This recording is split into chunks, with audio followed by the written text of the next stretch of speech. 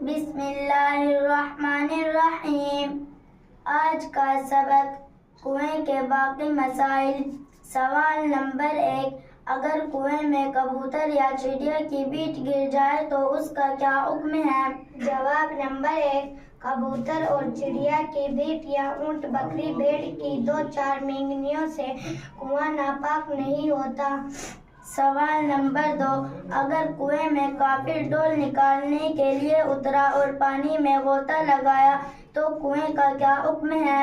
جواب نمبر 2، اگر اس کافر کنویں میں اترنے سے پہلے نہلا دیا جائے اور پاک کپڑا سبتر پر باندھ کر کنویں میں اترے تو کنواں پاک ہے، اور اترنے سے پہلے نہیں نہایا اور اپنے مستعمل کپڑے کے ساتھ اترا تو کنواں سارا پانی نکالا جائے گا، کیونکہ کافروں کا بدن اور کپڑا اکثر ناپاک ہی رہتا ہے۔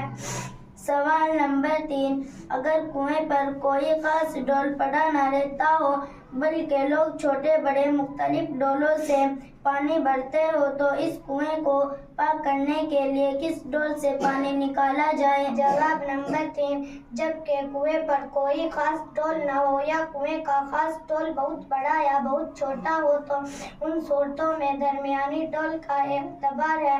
درمیانی ڈول وہ ہے جس میں 80 انگریزی روپیہ بھر کے سیر سے 3.5 سیر پانی سماتا